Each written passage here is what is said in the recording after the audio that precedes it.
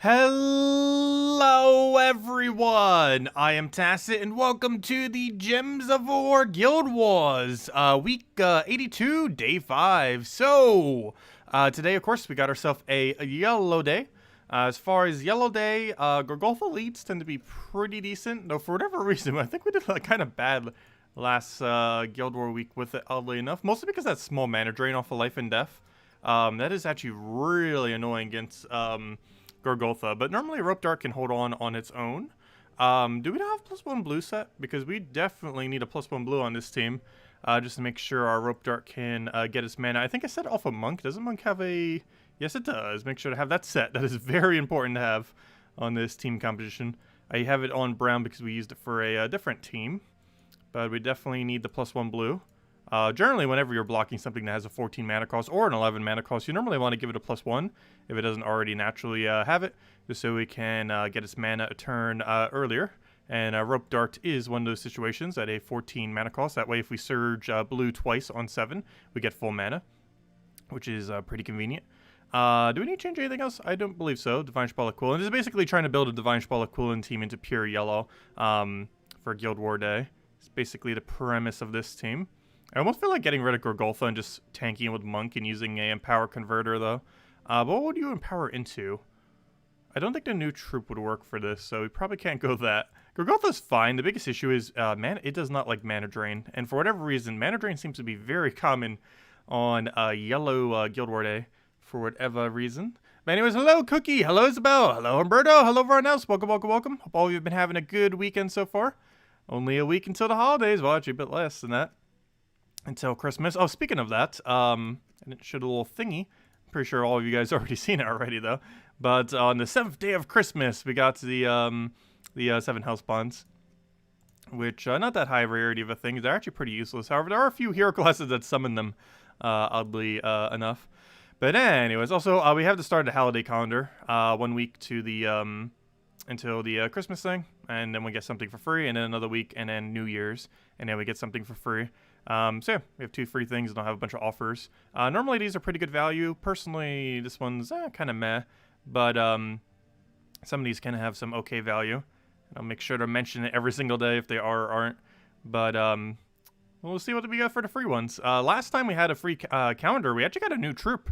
That was for Halloween. We got the 50% undead troop start thing. I'm not sure if they're going to be doing something similar this time around, but probably not. But I don't know. We'll have to wait and see. See if they do anything special for the 25th or the 1st. Anyways, let's get into Guild Wars already. Banner. Seasons or magic? I think 20% into something. Into magic or seasons? I think we're going to go seasons. Then again, I already have that banner set up, don't I? I just changed that banner, yet we already have that exact banner set up. Okay, we'll go with that. So 20% to 2 seasons. I think that's the way we're going to go for Guild War today, so let's get into it. So attack, fight, and it is indeed yellow day, correct? Yes, it is. Except we can't wear a yellow shirt because it likes to get green screened. I really need to set up, I was going to do it. I'm planning on, at some point, setting up a red screen behind the green screen. Because if I'm not mistaken, I can use a red screen for, all the colors that green screen won't end up doing. We'll definitely need to do that at some point. I just need to find a cheap sheet or something somewhere at some point. Okay, do we let him poke us? I believe the answer is yes. Let's take it in a way where... Oh, no, I just gave it to... Oh, no, I just did a purple there. I was trying to make it so I didn't give him a 5 times for the convert. And accidentally ended up giving him that instead. So I'll take this. Got a Rope Dart. I probably want to Rope Dart his converter. Unless his life and death doesn't have stealthy, but of course it does. Which is kind of to be expected. Okay. So, we need purple surge or blue. Neither are available. Neither I could drop into either. I can always go the route of hope he doesn't, oh gosh, he gets extra turn from that. But hope he doesn't, I mean, hope he does end up cleansing. So we can end up just going and getting that and be good to go. Because if he cleanses next turn, we should be fine. He did just get a death mark kill there, though, which is a bit annoying. We only get like 3 explosions if we cast it now. So I'm going to go for a purple. Hope it's down. Good. That's exactly what we needed. Except we don't have a good board, so we're going to have to clear it.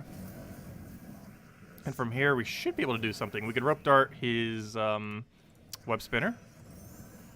And ideally, we have alignment here. Unfortunately, we do not for an extra turn. However, we can just poke him, and that will be enough to kill. And the other thing's still entangled if it stays entangled, so that's good. So what did that? He still stays entangled. That's really good. We have alignment, so we can go for that now. And he should be very close to dead. We go and rope dart his only other option that isn't his orb weaver. We then go and Gorgotha it all, I believe, unless we want to like cascade a scold or something. Yeah, we're gonna go Gorgotha. So we'll go for that. Rope dart will kill. At this point, I think we'll go for it. Zero pretty much already has no armor anyways. We'll move this all the way to the front so his spiders don't get in the way. This is actually useful, even though it was the only thing left, just because he's probably going to summon spiders like he did. And in doing so, we can now go and hit him directly. He's about to life and death us, though, which could be a little annoying. Still got to wait a turn. I might just have to cleanse out of this. But then he's going to life and death again. Oh, we can still rope dart him here. He does have his bless thingy going, though. We have Divine Ishpala, but no alignment on it. But we do double skull. I'll go for... Oh, yeah, I forgot. No, we can't rope dart. I forgot. Because the other thing fail. Oh, kill that out. You better not die to that. Good. We don't have follow-up, though. I could always Gorgotha, but that's kind of weird. I might have to. I might have to Gorgotha right here. Because what's Divine Ishpala's alignment? She doesn't have any. It'd be very useful if she did right now, but she doesn't. Good, she doesn't die to the thing, though. But now he's in a position... No, but now I moved him into a position where the thing's in the way. Let's see. Let's get this down. Oh, so I did that in a bad order. I think we could have actually killed that with Skull there. Okay, I really need to move him back. He's going to life and death us. It's going to kill Divine Ishpala. I cannot stop that. So we're going to move this down. Let him do his thing. We then rope dart him back to first. And assuming he doesn't summon, we just have to hit him 2 times. Unless I do this. To explode or not to explode? I should probably try not to. So I'll try for a Skull for Cascade. We'll do this. Poke him. Do I risk him getting another thing? I think I might have to. So we'll do this. He luckily does not get a summon. We're going to be slightly short, though. And now we're even more so slightly short. So do I take the skull here, or do I take the yellow?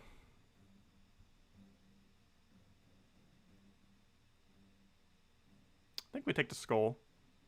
Oh, but then I'm not going to have mana for a turn or so. But I really need to pressure him down. Alright, we now go for Gorgotha.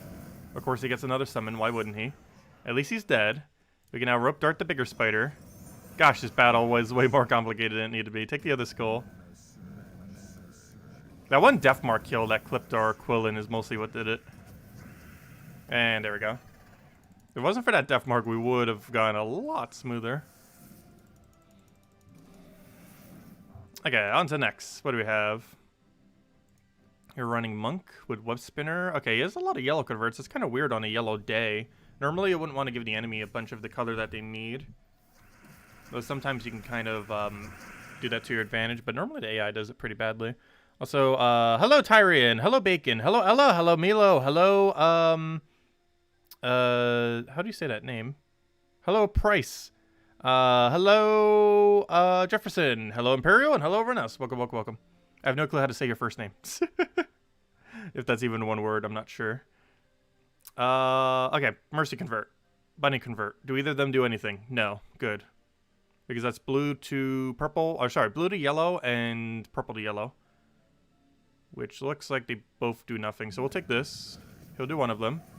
He'll give us really good value. Oh, actually, maybe not really good value. But he gives us some value.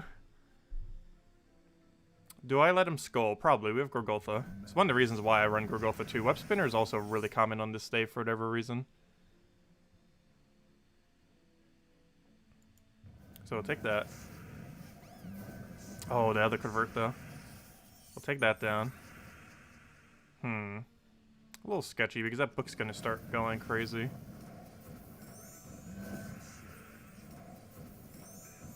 Book, stop doing things. Oh gosh, it still has cast. He actually landed the extra turn too. Okay, that's problematic. Though we still have Divine Spell of Quillen. So we should hopefully be fine. If we can allow alignment, we probably already won. We can do the reversal. You're not the only one with infinite skull spam. Let's see, we'll take that. We'll overkill this. Barrier does not actually protect you against multi-skull spam at once. Which is kind of weird that it doesn't. But it only protects you against one instance of damage, so when you hit them with multiple instances of damage all at once like that, it doesn't actually protect you, which is why we got a hit there. Alignment, where are you? That's slightly problematic. I don't think he's going to loop infinitely from no mana unless I give him like a 5 times yellow somehow. Okay. We have to kind of cast here, don't we? Well, he's about to do blue to yellow. That doesn't actually do anything currently. Quillen can't win right now. Divine Ishbala can. So we can do that. That's match. That is very much match. Is that still aligned? Yes, it is. So we do that. We didn't. Oh, no. Okay, good. It's still there. And then we do that. There we go. Divine Ishbala Quillen all the way.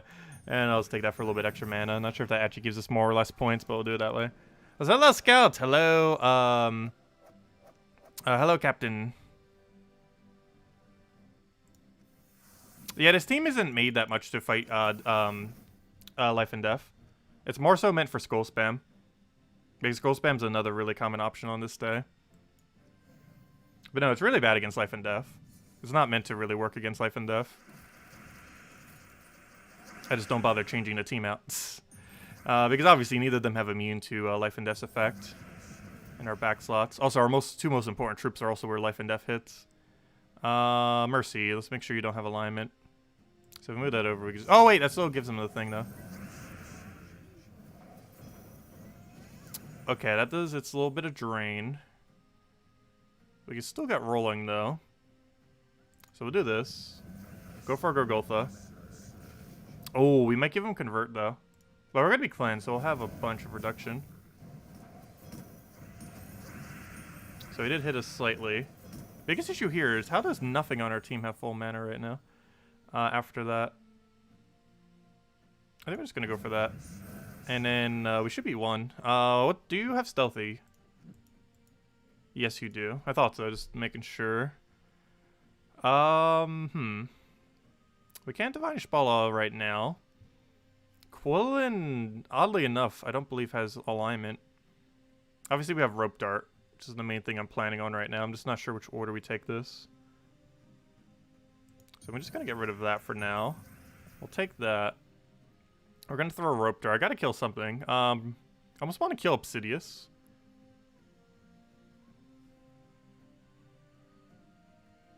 We're going to be moving...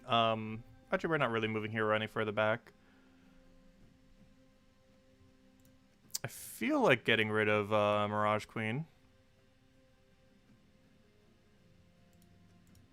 I'm not sure if it's more important to get rid of Stun or Mirage Queen.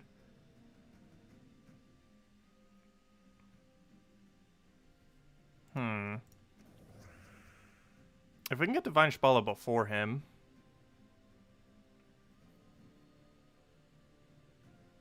I gotta get rid of his stun.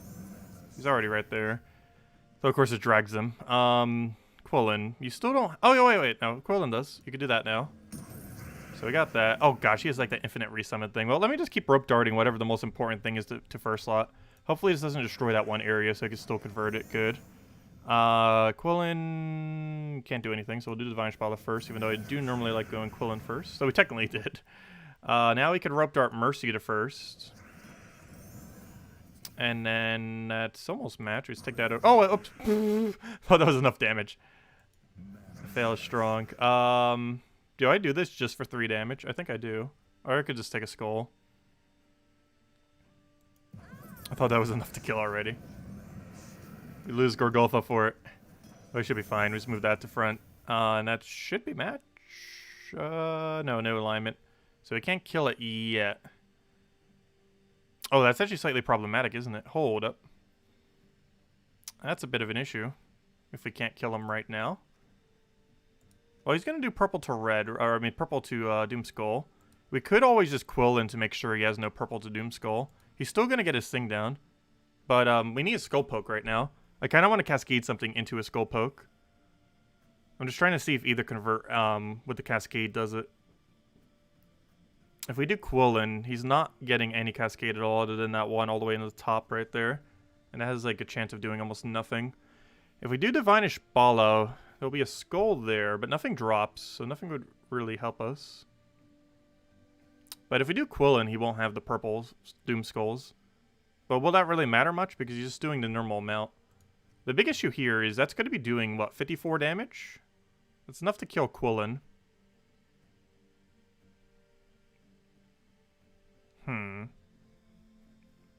So we might want to cast Quillin just to get it down. And just let him die. We could also just take mana. So let me see. What happens if we do Divine Spall? No, we won't have a Skull chance there. Let's see.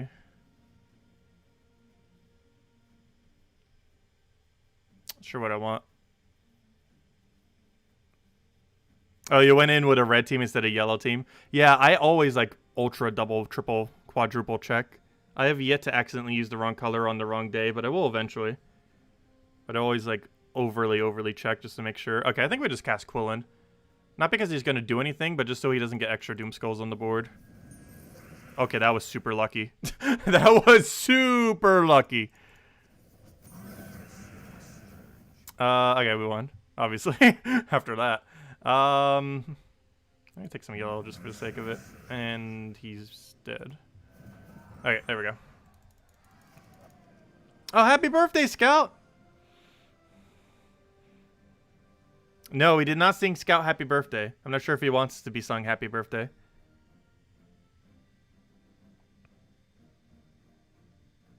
But I hope your birthday goes well tomorrow.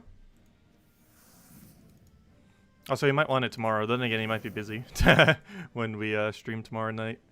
Oh gosh, this team again. That book, these books are so annoying. So very, very annoying. He doesn't have the extra mana drain on it though, does he? Create blah, blah, blah. I think that you only get that when it's max, so that's actually not as big of a threat. His book isn't maxed, because all it does is skull spam otherwise.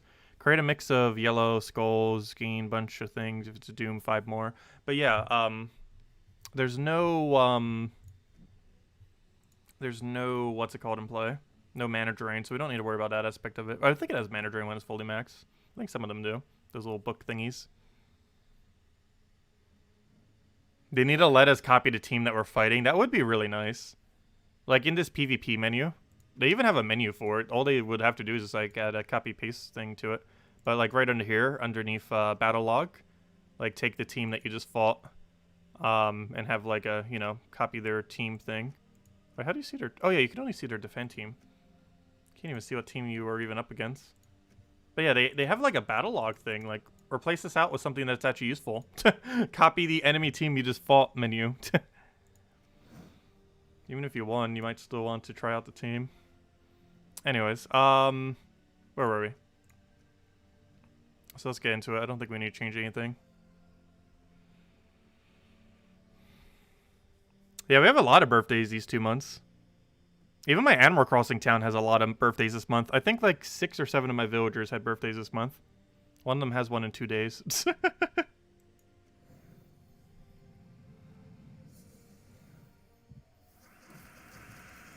Okay, what do we go for here?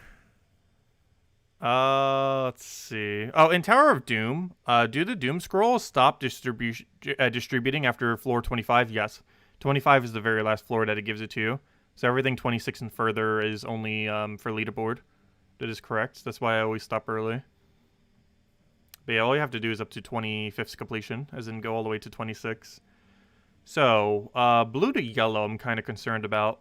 If I cascade this in a weird way, he might get value. I'm going to let him have that skull initially. Because we have to have the mana lead for sure.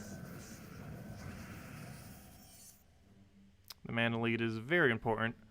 Okay, so both his converts do very, very little now. Only problem is we are webbed. So we'll let him do his thing. We're unwebbed. So if we don't give him a skull here, we should be good to go. He's about to blue to yellow, which is going to do absolutely nothing. And we just ultra one.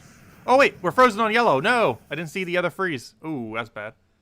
I did not see the other freeze there. Let me get rid of his hero. That is so important to get rid of. Let me do that. Oh no, our extra turn got away. I should have taken that first. I saw it there too. Not sure why I didn't take it first. I forgot the little red thing can interrupt it. Oh wait, do I want to take this? I think we take it to the left to try for a red off the sky, but I kind of need purple more actually. If we surge purple, we should be good to go actually, because we just get Divine Spalla and then win. Alright, it's over. We won. It's over. Rope Dart, do you want to go kill the other thing? Or do we overkill... How do we do this? I think we Rope Dart first, so it hits Web Spinner. We then kill Web Spinner with overkill. Oh, that didn't overkill? Okay. I was expecting that to do slightly more damage. It sure looked like it was a lot of damage. Okay, then we kill the bunny. Poor bunny. Sorry, bunny. Let's see. Divine Spalla can't do anything right now, unless we clear the board or something. Let's take a poke. Divine Spalla still can't do anything, so let's clear the board and hopefully have a good board. And come on, Divine Spalla, do something. Nope, still no alignment. Do we just go for it anyways? We get a poke there and that's it. And we get yellow over there. It's not really that worth it. I think we just wait till he mercies, then we win. Because he's just going to give us a free boards to win with. So we go Rope Dart him, Divine Spalla. And it should be Ultra Dead. And it is Ultra Dead. And we have full mana on everything. There we go. Okay, final battle. I think this... Wait, next one, right? Where's that, our final? Okay, there we go. Final. Rope Dart, interesting. Are you running Stealthy? Does Frost Mage even have Stealthy? Why do I always think Frost Mage is Stealthy? I don't even think it has the option. So yeah, I think we Rope Dart is Rope Dart immediately and then win. We do have to deal with Freeze. I almost want to go Cleanse just because of that. I am actually concerned a little bit with Freeze. I'll keep the 20%, but I'll double Orpheus it. So start with 20%, but we'll get the Cleanse just in case. I don't want to have to deal with Freeze on this battle. Some of it doesn't matter if it's frozen, but we do use a lot of yellows. And Quillen only has 2 random blesses, and the chance of it actually hit the right one is very slim when you actually need it in a dire situation. So go with that. It also, if we get really, really dire and we actually get Rope Darted, it also will cleanse the Entangle. Oh, wait, he has Obsidious, though. Hold up. Maybe I don't go Cleanse. I forgot. Once we get stunned off Obsidious, it won't matter if we have Cleanse. I was going to go Seasons then. Fine. We'll go Seasons. Because once we get stunned, it doesn't do anything.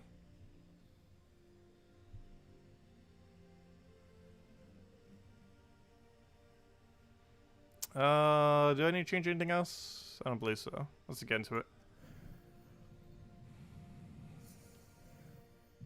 Okay, we can sing it for you tomorrow? Sounds good. I need to make sure you're in chat when we do, of course. Let's see. We'll do it all or after the preview stuff tomorrow, if you're around by then.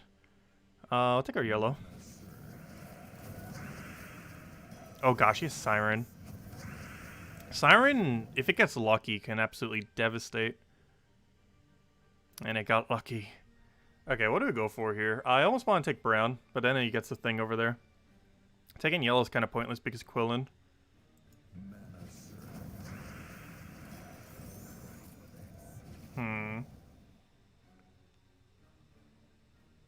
This is a weird situation, actually.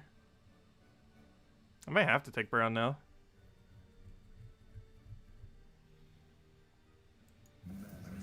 So we'll do that.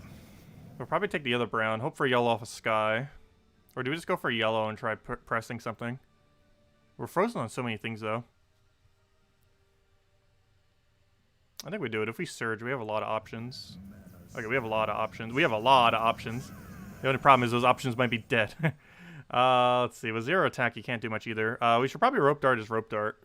Oh, we're going to lose our turn when we do, though. We're not frozen on red, though, are we? No, we're not. So we can move that down. Quillen actually extra turns if we cast him. However, we get so little value, but he does double bless. So you know what? We're actually going to go for it just for the bless. I casted that literally just for the bless. And now, oh, he didn't bless himself, though, so we're still entangled. Oh, no. He blessed away all of our freeze, but he didn't bless away the entangle. That's slightly concerning. Okay, we might just have to let Quillen die and win with Rope Dart solo. Gosh, his whole team would be dead if we were not entangled right now.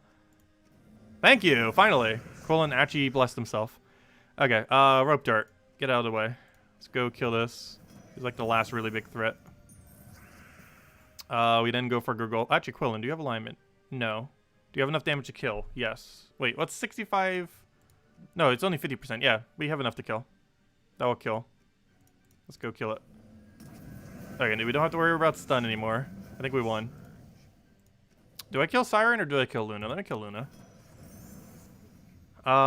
Skull or not to Skull? He's probably going to go for Quillen. If he doesn't go for Quillen, we can keep him alive and then go Gorgolfa, or not. Okay. Well, Rope Dart it is, I guess. Or just Skull Poke till it's dead. Oh, there we go. Oh, we lost Divinish Ball of Quillen because they both got Rope Darted, but apparently it didn't matter. What's our score? Yeah, pretty low score. We had a lot of sketchy battles, but we didn't lose any at least. It was definitely our sketchiest day of all the days we completely won. Let's see, of all the days we won, it was 9,550, 9,630, I believe. Then 9,003 something, and then 9,001 something. And obviously we did bad that day. Well, we'll see how the final day goes. Oh, not too bad. Oh, we also got a 3-2. Ah, we both got a 3-2. Wait, is ours higher overall, though? Let's see, 42,182. And we're at 44,000. Oh, gosh. That one's even higher. Oh, yeah, because it only has one loss on that day. Where are we overall? We're, like, barely holding on to bracket 3. Honestly, I almost feel like we should go back down to bracket 5. Or, sorry, bracket 4. But I almost want to drop down to bracket 5. Mostly because if we first place bracket 5, we get extra gems.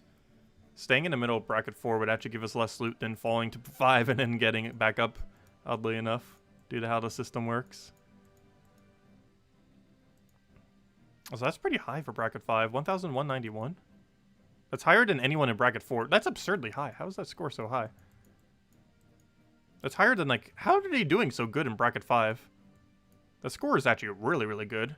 Is this like a newer hardcore guild for, oh, yeah. Literally has hardcore in its name thing. I was gonna say. Yeah, that must be a really hardcore guild. Gosh. 1,000, or almost 1.2 at this point. Of course, they are up against slightly easier opponents. But that's like bracket 3 level, like they'd move up to bracket 2 with that score. That's higher than anyone in bracket 4 or 5. Well, obviously, they're in bracket 5. Though it could just be because they're up against slightly easier opponents, though, in bracket 5. That's still pretty high. But even bracket 3, it's higher. But anyways. Okay, so, next order of business. How did our defend team do? 0-3. Boo. So far, our best one was the one that was only faced twice. Which won one and lost one. And then we have our Rope Dart team for tomorrow. Actually, the true, what's it called team? The Rope Dart team. I do it a little bit weirdly, though. Normally, you do Frost Mage with it. However, or something similar. Or like Frost Mage or Thief Hero class. I actually run it with Assassin. In case they don't counter it quick enough. I try to Skull Spam off of Moon Rabbit Convert. And hope that Assassin just randomly hits 10%. There's a bit of a weird build for it, but it still gets the wins. Occasionally.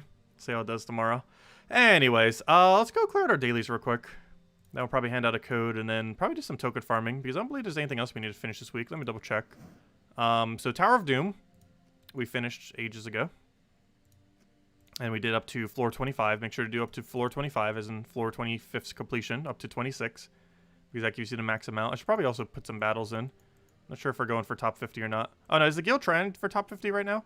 We're like 150 points away. Or 20 points away. It's far enough distance that just staying here is probably fine. It's only a 15 gem difference anyways. It generally seems like pointless. That whole leaderboard, Tower of Doom's leaderboard, Seems like the most pointless leaderboard out of any of them, unfortunately. But anyways, let's just go clear out our dailies real quick. I don't think we had anything else going on today. We didn't get a pet today either. We've been getting quite a few Saturday pets, but there wasn't a Saturday pet today, unfortunately. Though we are getting a new pet, the Shelf on an Elf, in 3 days, 5 hours. That's the 2020 Christmas pet. Let's see. So they gave us the 2018 Christmas pet. We didn't get the 2019 one, though, did we? I don't believe we did. We got the reindeer. And we're obviously getting the 2021 this Wednesday. But, we haven't gotten the 2019 one. So we might have to wait till next year unless they're selling it for money only or something.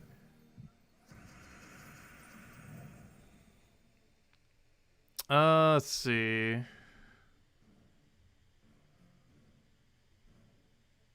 Yeah, the easiest way, I feel like, to counter Obsidious plus Freeze, if we're doing it on this day, if they don't have a counter to yellow, because a lot of those teams don't have a yellow counter because they're running, like, that book or something else. The easiest way to counter it, I believe, is Voice of Orpheus. It's, like, the only good thing Voice of Orpheus is used for. I probably should start using it for it because that's pretty much, like, one of the only situations it's actually good. But one really nice thing about Voice of Orpheus, it's the only troop in the game that has both Impervious plus Cleanse. There used to be multiple, however, they made changes to the game about 2.5 years ago, where they nerfed every single thing that had Impervious plus Cleanse except for him, so that he'd be the only one that has Impervious plus Cleanse. So now Voice of Orpheus is the only option in the game that has it, which is a really strong combo. Before, Herdmaster and a few others used to have it, but in the current state of the game, Voice of Orpheus is the only troop in the entire game with it, where all you have to do is take a yellow and you cleanse your entire team, and you have Impervious so you don't get stunned out of the trait, unless they have Curse Stun, but most people wouldn't be running Curse Stun in that situation. Like, every team we saw today was just Stun, not Curse Stun.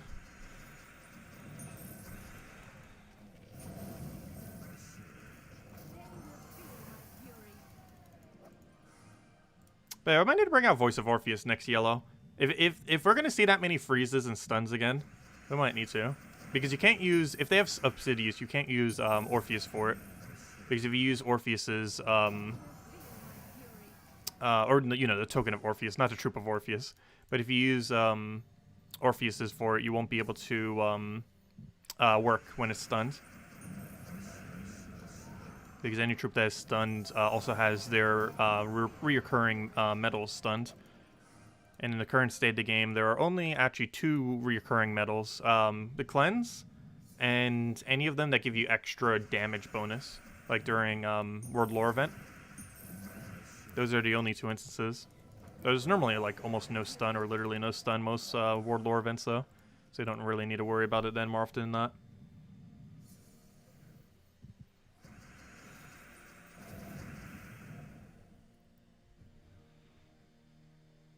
Let's see. If you play 980 turns. Well, as long as you don't run it against stun, it hits decently enough. I believe with 2 cleanses, it is a 28-point-something% chance, if I'm not mistaken, that you would get cleanse. Because the 2 10% trigger independently of each other. So it's not a 20%, it's 2 independent 10%. And of course you have the default 10%, so it's basically 3 10% essentially. But yeah, I believe it's if you have 2 Orpheuses set with 20% mana start, it's around a 28-point-something surge, cleanse chance per turn. Or somewhere around there. I forgot what the math is on it. 27-something, 28-something. It's definitely at least a 1/4 chance.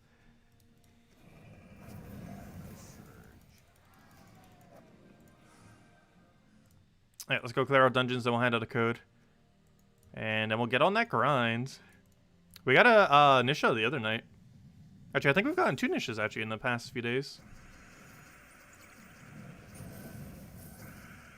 Slowly, we are getting them upgraded. We almost have enough Nishas to finally upgrade our first mythic.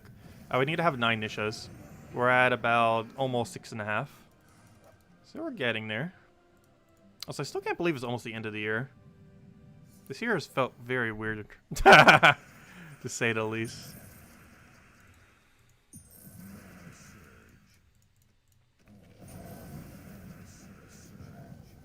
It does not feel like the end of the year. Let's see, we'll throw that down. Oh, sorry, you're dead. I didn't realize. Oh, yeah, we're in dungeons. I don't think there's a single dungeon that actually survives Phoenicia cast with this many stats that we have. Unless we have, like, 0 reds on the board somehow.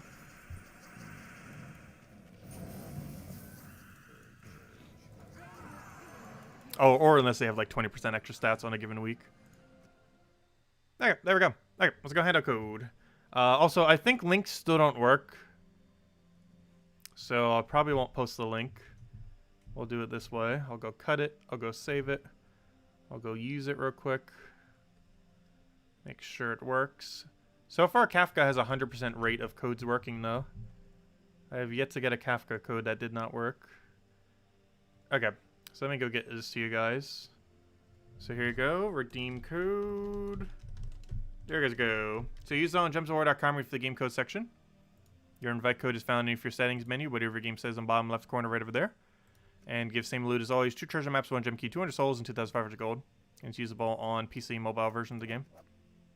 Alright, let me go and put it up on screen as well. Where is the thing? Why do I have it named as Vault Keys? Oh yeah, probably because I was overwriting the Vault Key earlier.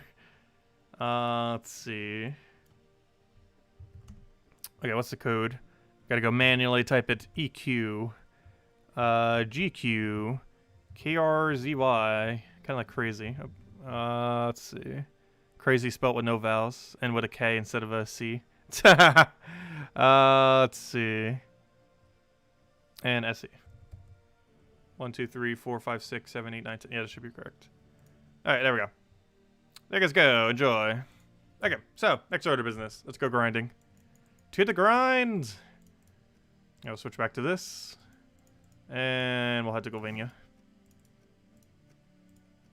Which is the only place we have 10% at. And it's also the only kingdom with no burning immune, which is why we put 10% into it. I'd say overall it's probably the best location to be farming if you have Zugoff.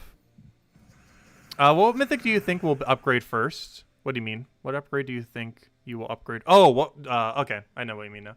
You mean the gold medal thingy. But I'm leaning towards Phoenicia. I'm concerned of upgrading Phoenicia because I feel like if I do, in like half a year to a year, she'll end up becoming useless.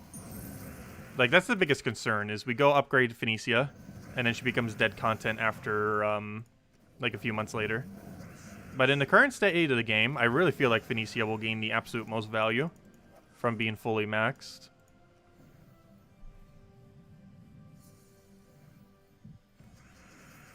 Especially with how much more loot we can get during a Vault event, because I think we could press it up to Explore 7 instead of Explore 6.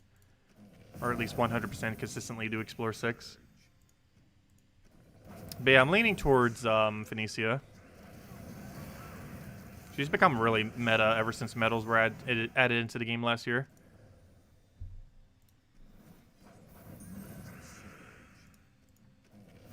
And with how bad mythics have been lately, I'm not sure if anything's going to be outpassing her anytime soon.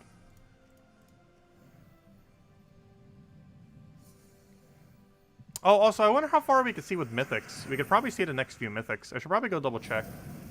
But then again, we're not going to have it, like, anytime soon. It's probably still going to be another 3+ months, if not longer, until we can actually upgrade a Phoenicia or a single mythic.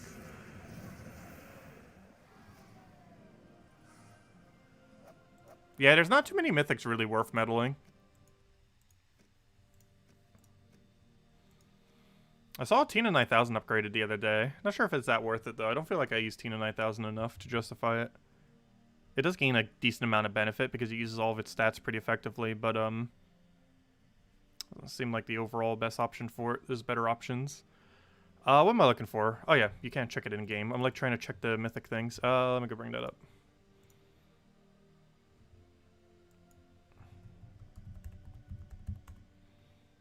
I spelled it wrong.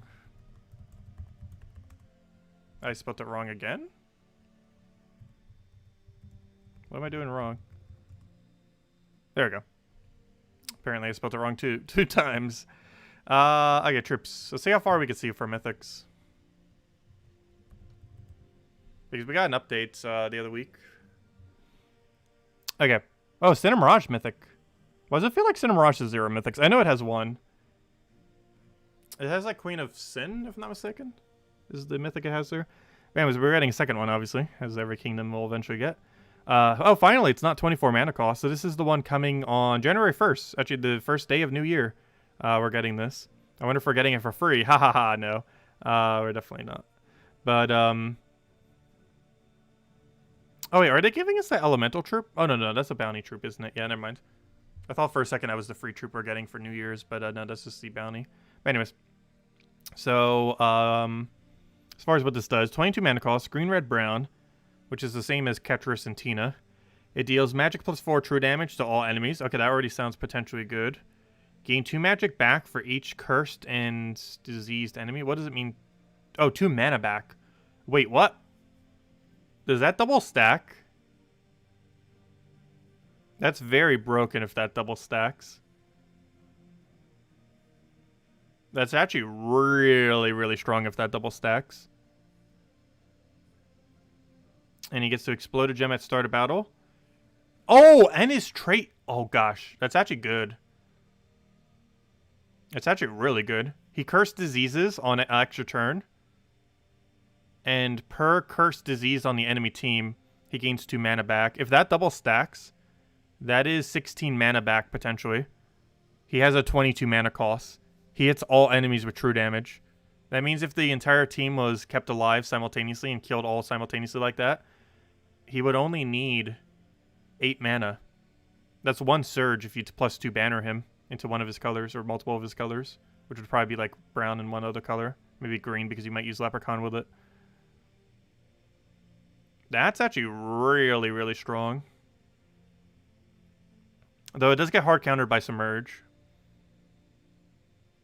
And it does take a little bit of startup to kind of get going. And is extra turn dependent. But that has a lot of potential. I'm actually surprised they made this 22 mana cost. Like, this seemed like one of them that they would make 24 mana cost. It's actually really surprising that they broke the mold and went slightly lower for this mythic of all things. But yeah, that might actually be good. Also, speaking about new Phoenicias, I wonder how much true damage that actually is. No, it's probably not that high. It depends what his base magic is. We actually can't see on this website what the base magic is. We'd have to check Gems of War database. But Gems of War database normally doesn't update until it's actually released. But that definitely has potential. Like, we have no clue what its base magic is. But depending on how high it is, that's rather interesting. Okay, anyways. So that's a really cool mythic. That's actually usable. Alright, this one's to be determined. It looks like an Adana mythic. Yes, it is. Actually looks pretty cool. We can't really know anything about it, though, other than its troop art. Because it hasn't been determined yet. Because we're probably getting a patch in January, late January. Late January. It's probably a really mini patch, but everything's to be determined at this point. They haven't decided. Okay, so all we know is January's mythic, because we're getting a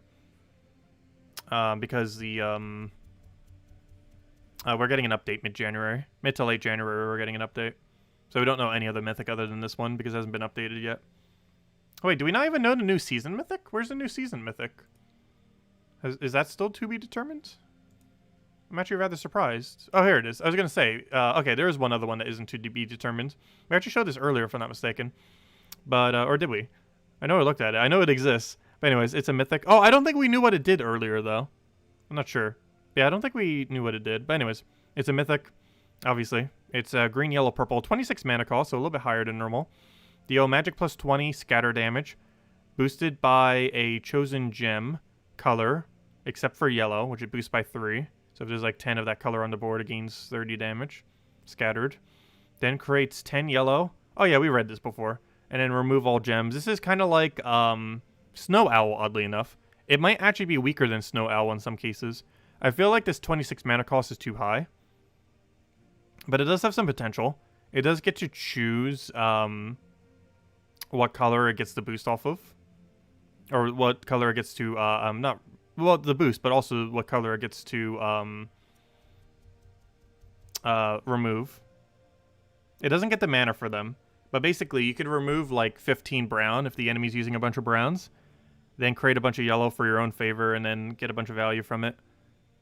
Like, Snowy Owl consistently destroys purple, and yes, it's destroyed, so it actually gets the mana for it. However, it has to go for purple. It can't go for any other color.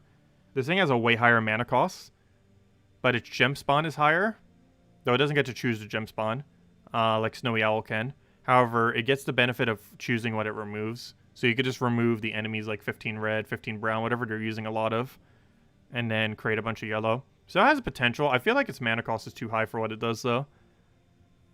But if you could get it looping a little bit, it could have potential. It also gets Lightstorm at start of battle, which isn't horrible. And 20% chance to resurrect when it dies with full mana, which might be the new... this thing is basically Inferno King, but better. This is basically a mythic version of Inferno King. It might seem like a weird comparison, but it's basically Snowy Owl combined with Inferno King. Except without the skull spam. It's basically Snowy Owl's ability as a mythic with Inferno King's final trait as a mythic. That's basically what it is. It's just a mythic version of Snowy Owl's cast with Inferno King's unique trait.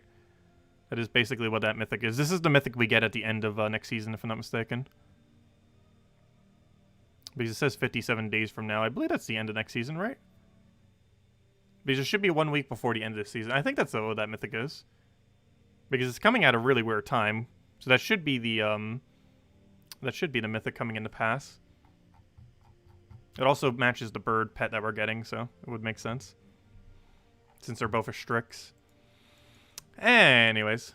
But yeah, that should be the season pass mythic, which you get on the 9th week of the season pass. If you bought the bigger pass, or the 10th week if you got the normal pass.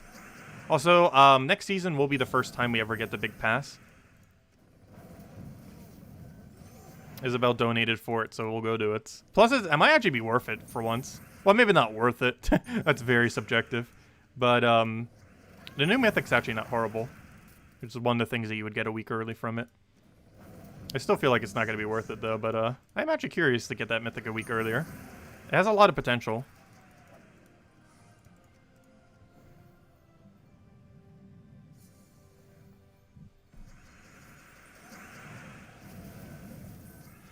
It's either going to be really good or really bad. There's almost no in between.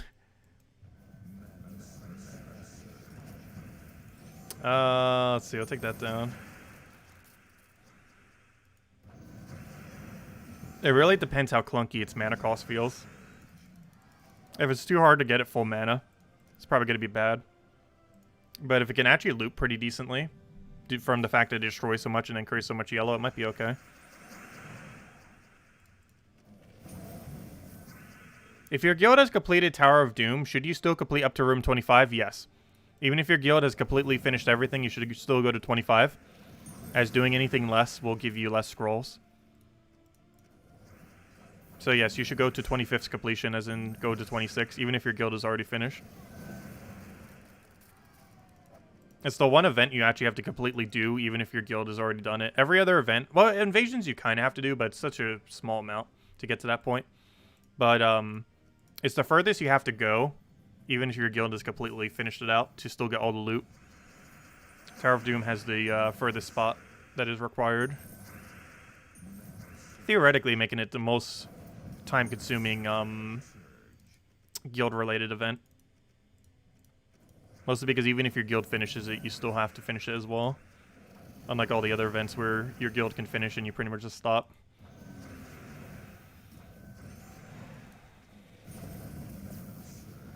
Let's see, we'll take that over. That's not really that much more time-consuming. We still get it done by Thursday pretty much every single week. Sometimes even by Wednesday. Depending on how the rooms go.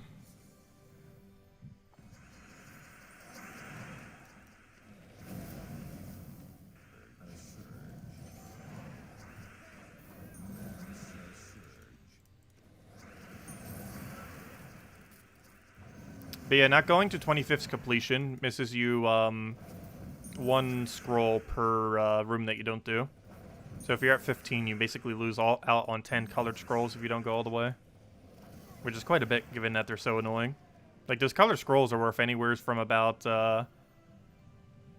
66 gems, I think they come out to. They come out to about 70 gems to 170 gems. Or I should say 166, depending on what kind of bundle you buy. Or how you obtain them. But you could say on average, they're worth about 100 gems each.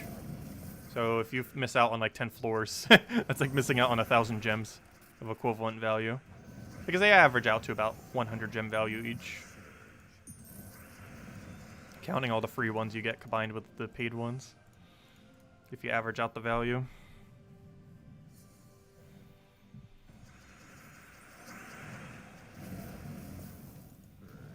Let's see, we'll take all that. Grab our Splosion.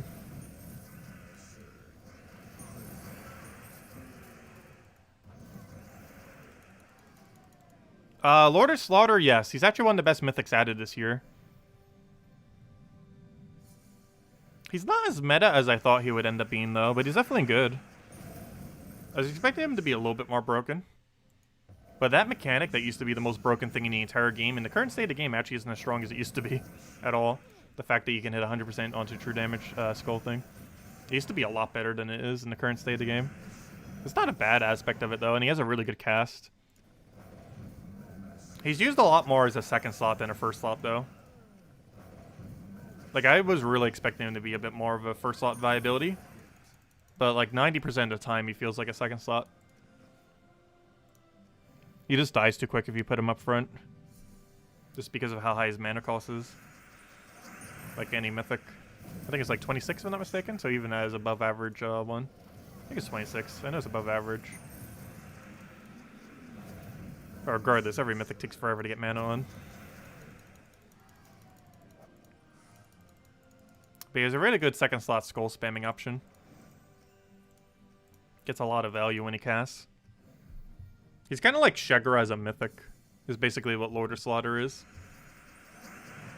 Just with a few other aspects. It's like Orion combined with or Orion, however you say it. It's like Orion combined with Shegra.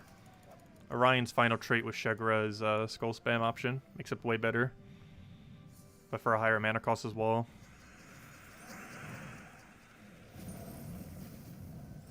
I like how I'm comparing every mythic to the two troop stats, like. There are quite a few mythics that are set up like that. Where they have one aspect of one troop, one aspect of another troop, and then they just make a mythic form of both those two aspects. Oh, so hello, Canuck. Welcome. If anyone still has any other questions or anything you want me to go over, let me know. And I'll make sure to do so. Am I ready for Christmas? Yes. Only a few days away, or well, several days. This Friday.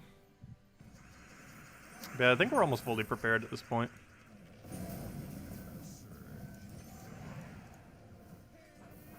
So might be a few food items I need to pick up though. Which I'm probably heading out on Wednesday, I think. We have a couple other errands I need to make. And I generally try to do it all at once rather than going in and out, in and out. Especially these days. I would already try doing that normally, because I generally walk everywhere. But even more so during pandemic, just so I don't have to go out as much. Let's see, I'll take that down. And he's dead.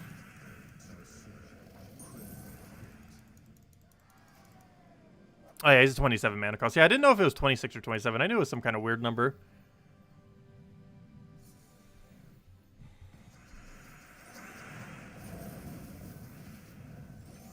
Actually, if I'm not mistaken, he's the only troop in the entire game with a 27 mana cost.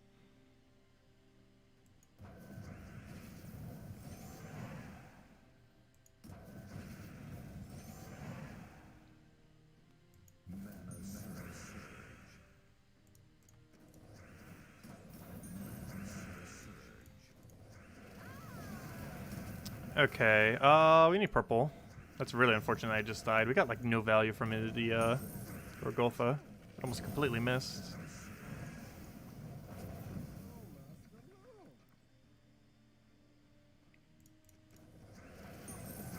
You planned on getting a Lord of Slaughter from Soulforge? There's quite a few options you might want to have first. But yeah, if you're looking for a really powerhouse skull spammer, he's definitely good for it. As far as mythics that were added this year, I do believe he's the strongest mythic of the year, as far as 2020 is concerned. Actually, that's not true. Obsidius was added this year, wasn't he? When was Obsidius added? I can't even remember. If Obsidius was this year, Obsidius is situationally better. Can't remember if that was late 2019 or this year.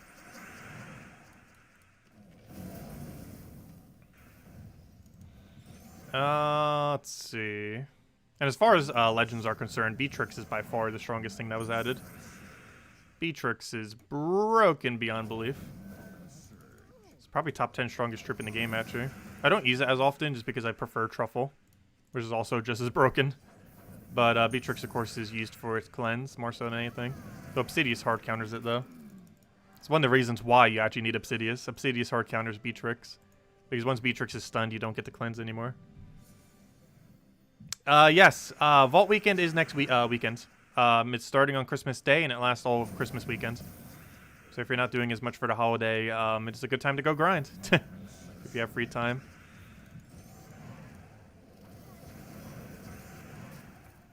Let's see. I'll take that over. And I feel like a lot of people have more free time this holiday compared to most holidays. Let's see. We'll throw that down. And it's dead. Any idea when Rope Dart's coming back or Flamer? I believe Flamer is Broken Spire, if I'm not mistaken, and Rope Dart is Pride Lands. I think someone mentioned we haven't had a Pride Lands event for like an entire year, so it could be a while. I gotta double check though. I was like, good evening, Lestat. Welcome. Let's see. I believe it. I'm pretty sure it was from Broken Spire, wasn't it? So it's Broken Spire and Pride Lands. I'm not seeing any Broken Spire or Pride Land. Oh, Broken Spire. If Flamer is from Broken Spire, which I believe it is, February 8th, you'll be able to get... wait, is that an 8 or 6? I can't even see. My eyes are so bad. I think that's an 8. That looks like an 8. But February 8th, I believe, is Flamer. Because I'm pretty sure Flamer is from Broken Spire. Still no Pride Lands event, though. Gosh, it's going to be forever till we get Rope Dart. Where on earth is Pride Lands? There's no Pride Lands in Invisible Sight. It's not even an invisible site. But we can only see till like February, mid-February. We'll be able to see further after the mid-season, or after the January patch. But currently we can only see up to March 1st. And quite a few of them are still to be determined as well. But March 1st, as far as we can see for Kingdoms upcoming. But yeah, February 8th, I believe, is Flamer Day. So if you've been looking for Flamer, mark your calendar. Because I'm pretty sure that's it's associated with Broken Spire. I'll go double check after this battle. Oh yeah, I can check it right now. Duh, I have it in my team. Yeah, it is Broken Spire weapon. I forgot it's in my team right now. Duh. But yeah, it's available February 8th because that's the next Broken Spire event. So that's right around the corner. Rope Dart's still ages away though. But Flamer is on February 8th. It's not too important of a weapon to get. What it is and it isn't. It's used for quite a few Zugov teams and for Yagoi Queen of Tanya and a few other things here and there. However, Urskea Crown is a really good alternative for it that you get for free. And while it's not exactly the same, it's pretty effective. Similar. It's pretty similar. It gets the job done. But Flamer is better. But there are alternatives to it at least, unlike Rope Dart, which has no equivalent alternative. As well as a couple other weapons out there. But even though Flamer is good, there is an alternative to it that's pretty much similarly as effective, but slightly worse. And you get it completely for free during quest lines. You used to get it during Urskea quest line. I'm pretty sure that's still the case. And if not, it's during Urskea quest weeks. But I'm pretty sure they still give it for free. I'm like 90% certain they're still give Urskea Crown out for free. But if you have the resources, definitely get Flamer on the 8th, though. During that week. I don't use it too often, but Yagoi Queen of Tanya and Zugov teams are the two biggest things it probably gets used for. That's some of the only few things as well. But it does creates 10 red, which is his main gimmick. Creates 10 red for 14 mana cost. It also gets to burn the first enemy, which is really good to refresh burn, or even just put a burn if you don't already have it, for triple damage burning hero classes that do triple damage when they on Skull when they're burning. Well, it's mostly for the 10 red spawn, which is the highest amount of red spawn any weapon does. There's quite a few that create red, but it does the highest out of any of them that do. That create specifically red.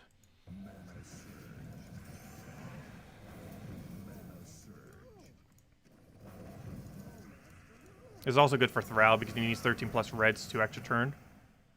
To auto extra turn. Obviously, you can still hit it even without that. but make sure he automatically hits it. Which is the other reason for running Flamer in this team. To feed Zugov and to make sure you have 13 plus red for Thrall.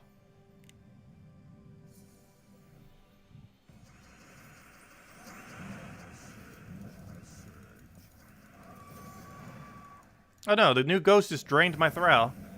That's not nice. I needed that cast. I was literally spam clicking it ready to go and then he denied it.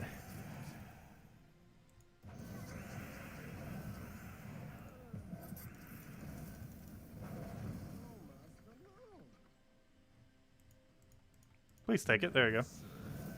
The last thing to survive as well. Oh yeah, the team we're using right now is who was that asked? But yeah, it's Flamer, Thrall, Zugov, and Leprechaun with Slayer hero class. This is not the absolute quickest way to run this. However, it's the most consistent, quick way to run it. Like there's things that you can do to sacrifice speed for consistency, and this sacrifices slightly. The most sacrifice you could do is go to Dragon Guard with this team. And if you want to go like all-out speed, though it's sometimes pretty inconsistent if it dies, you actually replace out Thrall, put it all the way in the back, and replace it with Skyla, so that you get skull spam automatically. But this is the in-between, because Thrall is a really consistent, safe option for it. It makes its max speed slower, but it makes its consistency drastically higher.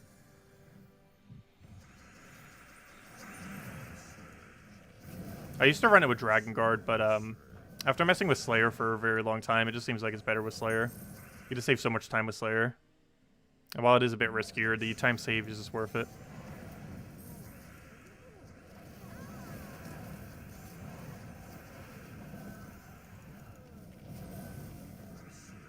And that should be dead. What would you say are the top 3 weapons? That's really situational because a lot of weapons do different things. But overall, I'd probably say the top 3 weapons are Rope Dart, which hasn't been available for like a year now, gosh. But Rope Dart, I almost want to say Mang, but I feel like I don't really use Mang anymore. As you're progressing through the game, Mang is like broken beyond belief. And it's good for a couple things like raids. I'm not sure if Mang is in top 3. I probably would say Mang is in top 3 just because of how crucial it is for progression in this game. But Rope Dart, Mang, and notice they're both the 2 armor tier ones. But Rope Dart, Mang, and I almost want to say Mountain Crusher. But there's so many good explosion options now. I'm not sure if Mountain Crusher is overall the best still. Even though I'd probably still use it the most. It's definitely one of the mana accumulation ones. It's like a multi-way tie between Mang and like, between Mountain Crusher and like every other really good mana accumulating weapon that does explosions. Because they're all situationally used differently, depending on the team and depending on what you're going for. Like some do slightly less mana accumulation but have a better effect, like Essence of Evil. But those are probably the top 3. Mang, Rope Dart, and Mountain Crusher tied with like every other really good mana accumulating one. Because they're all situationally used differently.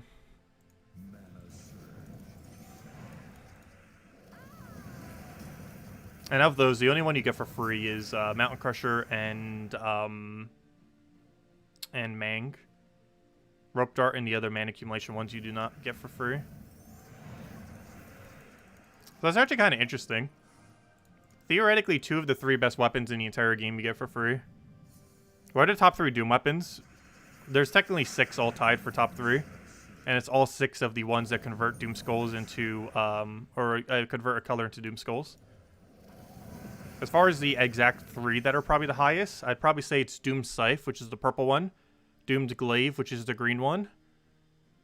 And I'm not sure which one's the 3rd overall best, but those 2 are definitely the 2 highest from my experience, from what I've seen. The green one's probably the absolute strongest. The Scythe is probably 2nd strongest. There are situations where Scythe seems stronger just because you could use it with Archmagus, which gets a lot of value. But the purple one, the green one, and so I'm not really sure which one I'd say as the 3rd one. But all 6 of those Doom Skull converting ones are really strong, with purple and green just being substantially noticeably stronger. The green one, because if I'm not mistaken, has Green Storm and it has Entangle. And it also gets a Convert Away Brown, which is a great color to convert away. And the purple one, because Archmage is really strong with it. Because you get half mana start, and you get +3 purple, which is enough without banner to get it to full mana in a single turn by simply surging on purple, which is exceedingly strong. It's the only weapon that can do that, because blue can't, because it can, you have to go use a whole another troop to half mana start it, which makes the team clunkier, whereas Archmages can do it without it, which makes Doom Scythe very strong. You normally see it, me using it when I use Rowan team. I'm normally using it as my frontline weapon. You can use whatever. Hey, we got an Anu, nice. Not an issue though, it's still good. But you can use it as your frontline weapon. But you'll probably notice whenever we do our Explore grinding on 3, 4, 5, or 3 or 4, I can't do 5 yet. But whenever you do like your Explore farming, you might notice I use this weapon here. But that's because you can do it with Archmages, and a single purple surge gets us full mana. Because it's +2 purple from final trait and another purple off of its perk. And it has half mana start attached to itself, which is a really strong combination. And on top of all that, it even has Arcane, so it gets to do even more damage, if that wasn't already enough. So every time you do a cast, you gain even more damage towards it.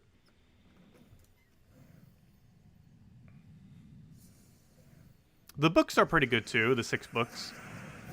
As far as categories of Doom weapons, it's definitely hands down. The ones that convert to Doom Skulls are the absolute strongest. And the second strongest category is the books. And the rest are kind of all weak. Though I'd probably say the third highest category is probably the hammers. Though I haven't seen any really good situation where anyone has used the hammers. They seem kind of average. I never see them for Guild Wars or anything. And from what I've tested with them, they're just kind of average. But the ones that convert to Doom Skulls are definitely the strongest to do full AoE, and the second strongest being the books. We saw a lot of the yellow book today. It normally gets used for Guild War defense. It can maybe be used offensively, but Guild War defense tend to be the days they get used on, just because they get a lot more value when they're used against a pure color team.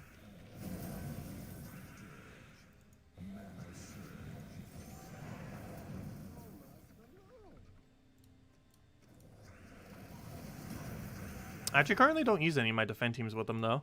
But that's also because I haven't bothered upgrading any of them. We already know that the staves are useless. I wonder if I should go upgrade them. Because we already have confirmed that the staff category of weapons are going to be bad. And that's kind of what I was waiting for before I upgraded them. I might actually go upgrade all the books. We might go do that right now, actually, just so we don't forget. It is a Tower of Doom week after all. It is Tower of Doom related.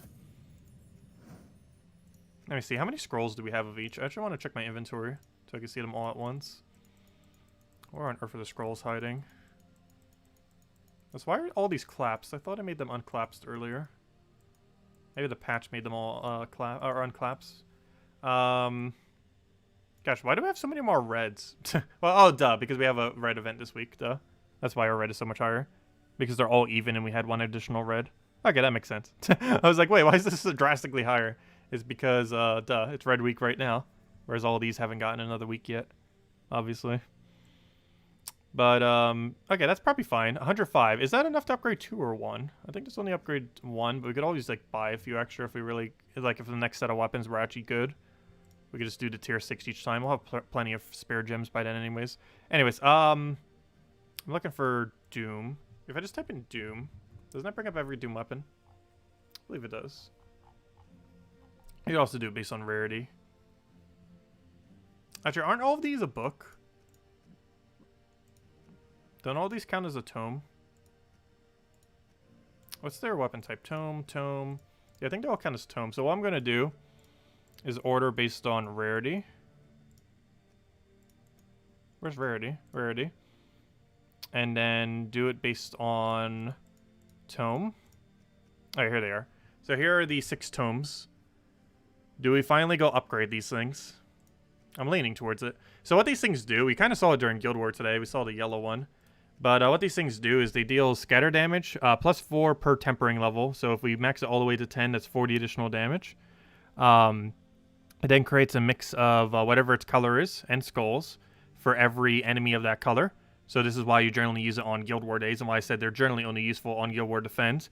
Because, for example, you'd use the yellow one on Yellow Guild War Defend, the purple one on Purple Guild War Defend, so on and so forth. It gives, and on top of all that, it gives 3 magic to all allies. And if the enemy has a Doom, which will never be the case, it'll give 5 more. So you basically just get 3 magic to all allies. And as far as the perks, they're a little bit different, but if I'm not mistaken, every single one of these, as their final perk, gets true mana drain to all enemies of that color, which is the main thing I feel like that makes these books really, really strong, because not only do they have loot potential, but they also get the 4x drain. So they're really good Guild War defend options. I think I finally bite the bullet and upgrade all these to max. Let's just make sure none of them get anything too weird. But I think today's the day. And next Guild War, I might actually set all my defends into books, just to see what they can do. Just to test the win rate of these things. I think that's the game plan. Next Guild War, we're testing these books out. Every Guild War Defend Day will be based on a book. That is the game plan. That is the game plan. Although we do need to scrap every one of our Guild War Defends, but not that big a deal. But I think that's what we're going to do next Guild War. Okay, let's go do it. Let's just make sure they're all decent. I'm pretty sure they are. Let's see what the additional effects are for each one. If we're going to be using so many precious resources. I said earlier, each of these are worth about 100 gems. We're about to use 55 times 6. What is that math? 55 times 6 times 100. 55 times 6 times 100. This is... Oh, gosh, that's a big number. Did I do that right? Is that really that much gem value? Hold up. 55 times 6 times 100. Okay, I did that wrong initially. I was going to say, there's no way it was that high.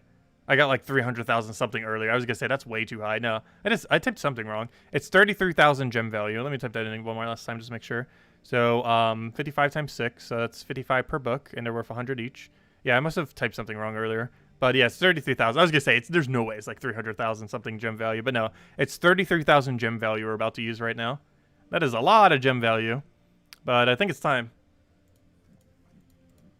I think it is time to upgrade these. Because we got confirmed with staves that they're not good. If we go and bring back staff. The Doom Staff. It just creates a bunch of a color.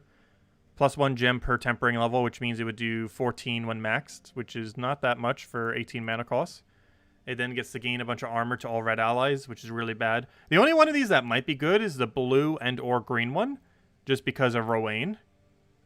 But the rest of these, when are you ever going to use them? Like armors, like what team would you be using where you would need armor on, oh, Tesla. Oh, the blue version of this might actually be good. Hold up, you might actually want to upgrade the blue version of this. I might need to remember next blue Tower of Doom when it happens like later this year at some point, or 2021. I might need to remember to buy it up more than we normally do, because there's actually one color variant of this that might be viable, and it is blue. Because blue you can use for Tesla and you can use it for Rowan. So if you simply just get the blue one upgraded, you could probably use it for both. It probably also does a free freeze as well. So the blue version of Doom's Staff might not be useless, but probably will still be useless as well. But if there's any that's going to be less useless than all the other ones, it is going to be the blue Doom Staff.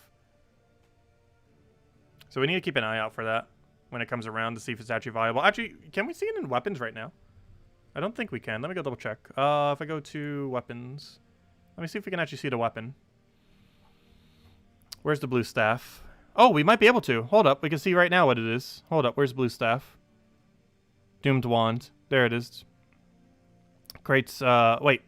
You create green. Sorry, we need green staff, not the blue one. Where's the green one? My bad. It's the green one that would be viable. Doomed rod. There it is. Okay. So it creates 4 blue. Plus 1 per tempering level.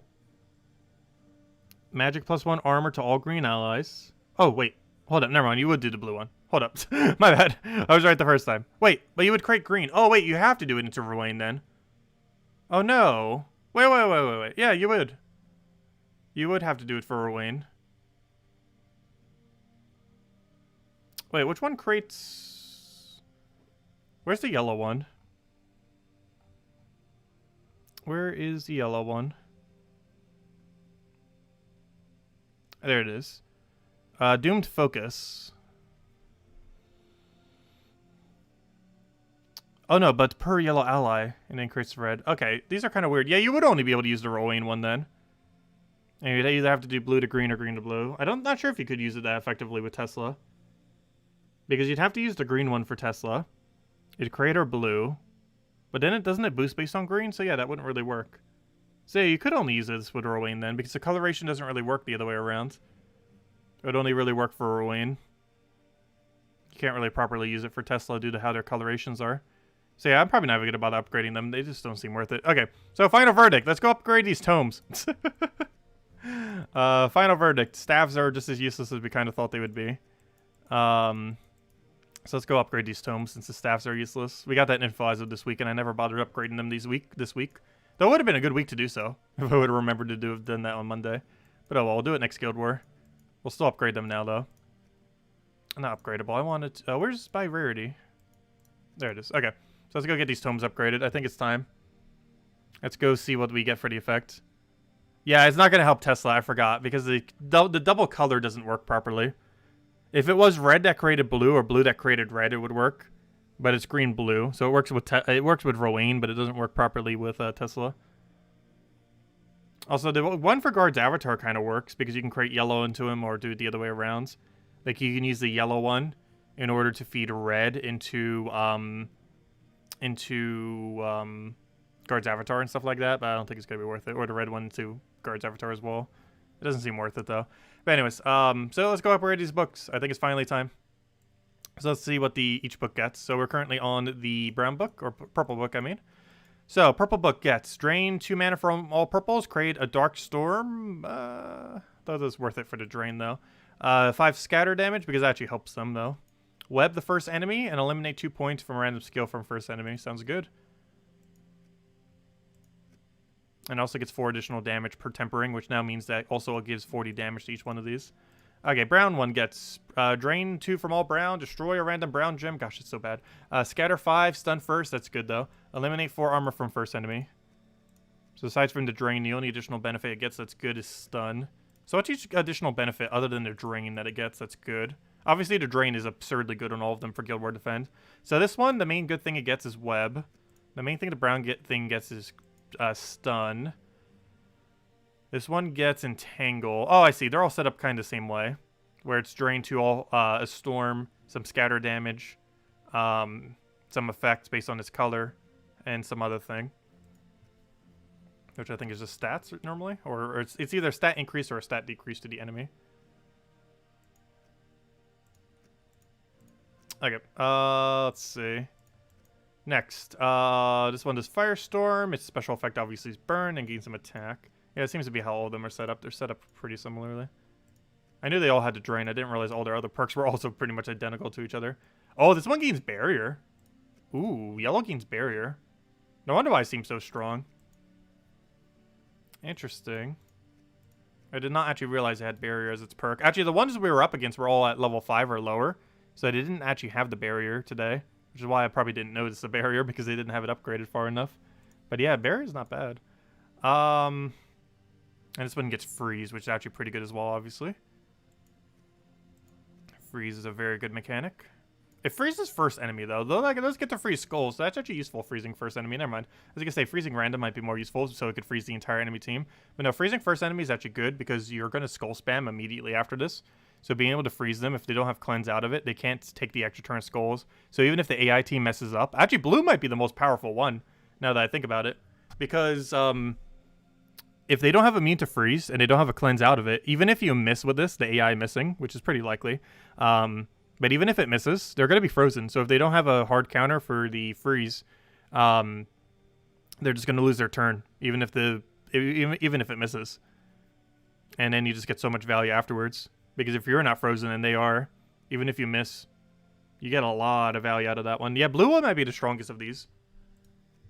That seems very, very broken. The next best is probably the entangle one, just in case it misses, just so they don't get value out of it.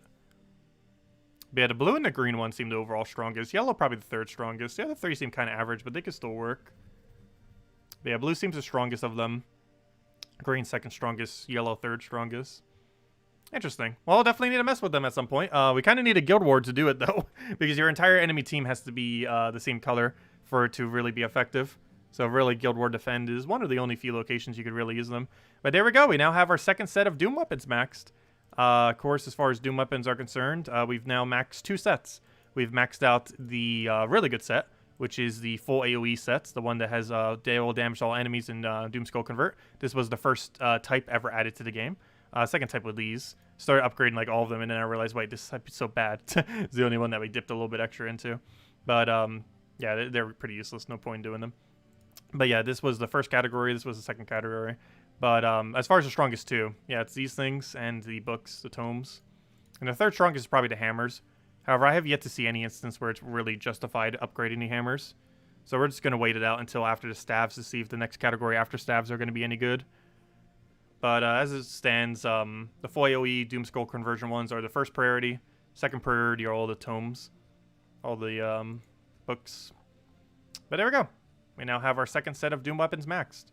And we still have a bunch that we haven't maxed. We did the math on how many gems it would take. It was pretty absurd. I can't remember what it was the other day. But it was a lot. We need to spend a lot of gems. Actually, let's go redo it. Let's go check. Let's assume we have no scrolls left. Even though we do have some small amount. But let's just assume we have literally no scrolls left. How much would it cost for us to finish upgrading every Doom weapon in the game? We'll go to redo the math. I did this the other day. I completely forget what it is at this point. So, let's see. 1, 2, 3, 4, 5, 6, 7, 8, 9, 10, 11, 12, 13. Okay, 13. If we infinitely bought them at 166 each, what is 13 times 55 times 166? It would cost 118,690 gems. That's a lot of gems. However, that's assuming we mass spy them. You do get a lot for free, though. So if you divide that by, like, 2, it's really closer to about 60,000. And given that we already have some, probably, like, 50,000, it's still way too much, though. Plus, a lot of the Doom weapons are just useless. We already upgraded all the useful ones. Unless next category is good. And if next category is good after staves, we'll just go do a little bit extra. Do them to, like, tier 6 or a couple tier 7s. And do it that way. And then we should have enough to be able to upgrade them. Because the main reason I didn't upgrade any of these prior, even though I did know that these were likely going to be the next category that we upgraded the tomes. The main reason I didn't do it is I wanted to have excess.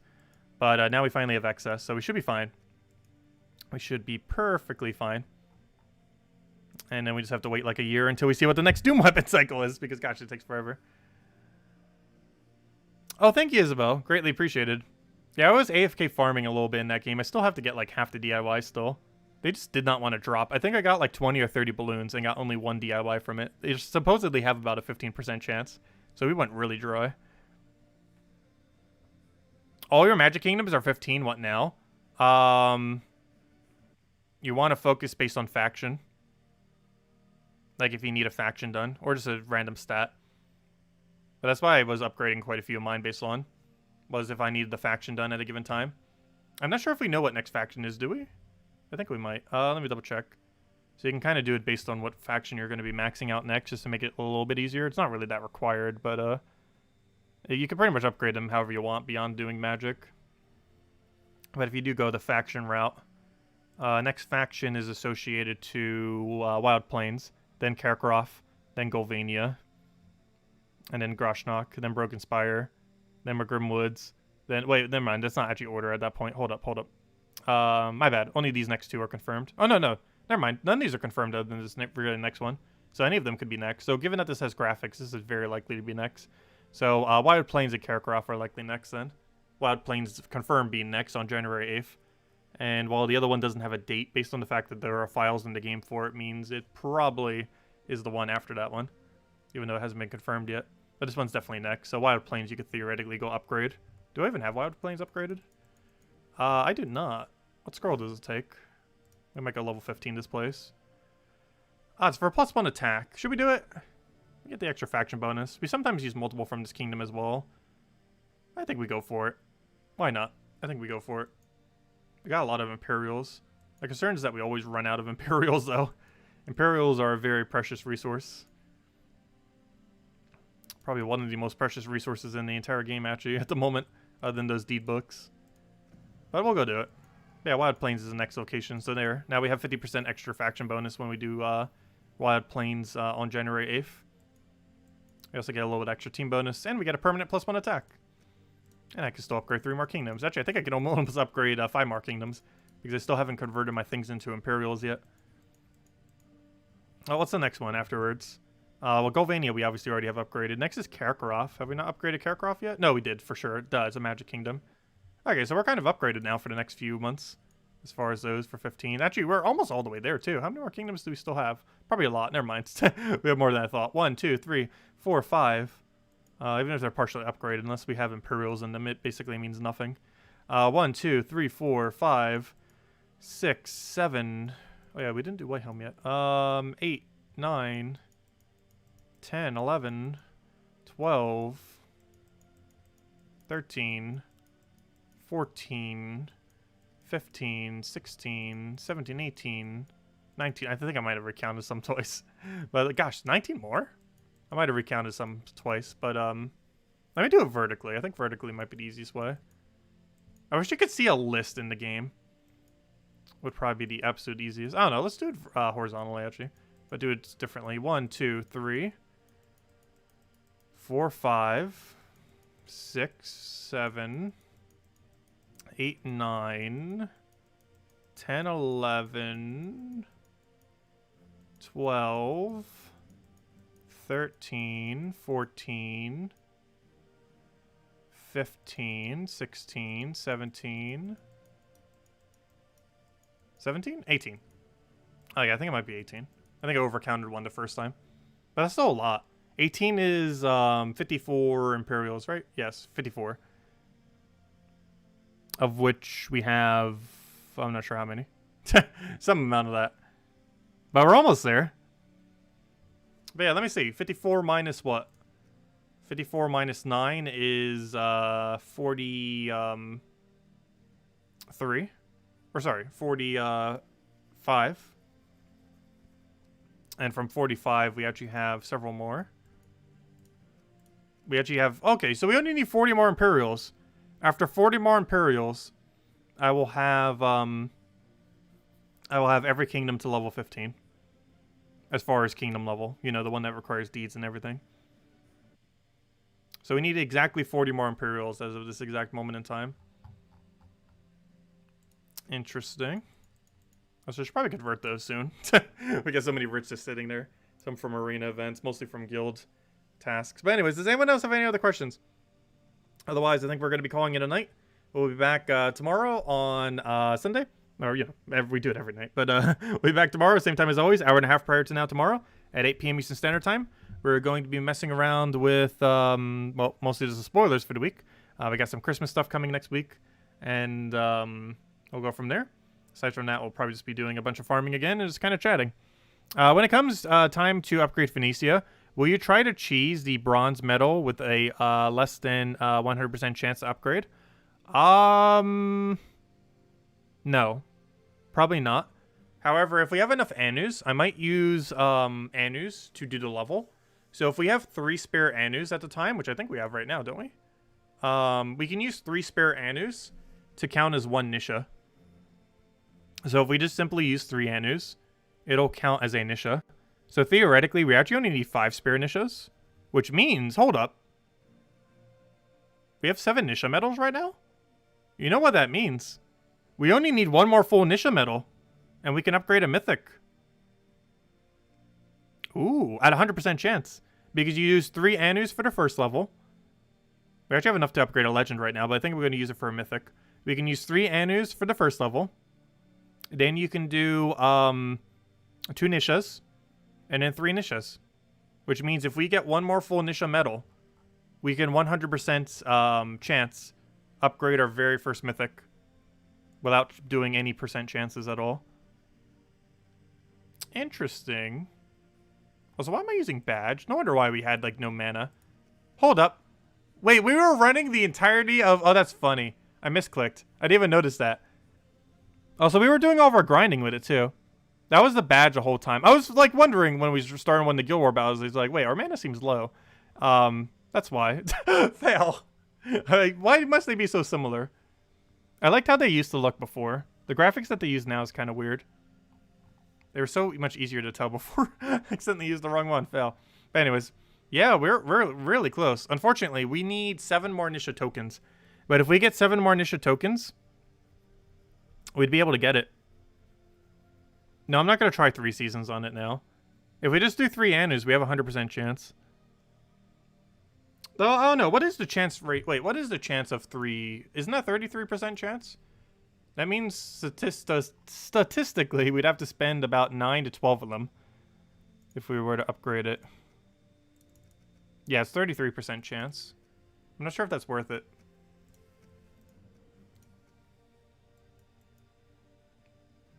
I'm not sure. We'll see. That might be worth it. Chancing it off of 33%.